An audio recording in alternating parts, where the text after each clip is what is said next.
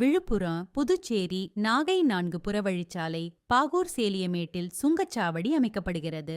இங்கு சுங்கச்சாவடி அமைந்தால் புதுச்சேரி மற்றும் தமிழகத்தை ஒட்டியுள்ள கிராமப்புற மக்கள் பெரிதும் பாதிக்கப்படுவர்.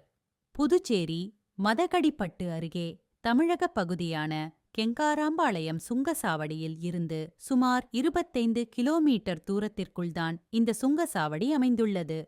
இதை சம்பந்தப்பட்ட துறையினர் தடுக்க வேண்டும் என்று சட்டமன்ற உறுப்பினர் நேரு தலைமையில் மனு அளிக்கப்பட்டது. அந்த மதடிப்பட்டு கங்கராம்பாளையத்திலிருந்து சேலிமேடு ஏறக்குறைய 24-25 கிலோமீட்டருக்குள்ளதான் இருக்குது.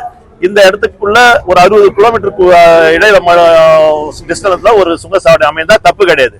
ஆனா ஒரு 24-25 கிலோமீட்டர் டிஸ்டன்ஸ்லயே இந்த சுங்கச்சாவடி அமைதுன்றத நீதிமன்றம் சுட்டிக்காட்டி நீதி அரசர் அவர்கள் இதற்கு ஒரு உத்தரவு பிறப்பித்திருக்கிறார். அதாவது மத்திய மாநில அரசுகள் இந்த சுங்கச்சாவடி அமைப்பதை பற்றி விளக்கம் தர வேண்டும் என்று உத்தரவு பிறப்பித்திருக்கிறார்.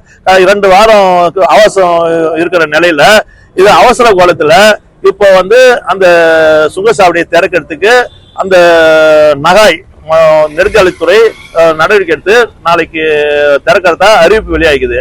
இது மிகவும் கண்டிக்கத்தக்கது.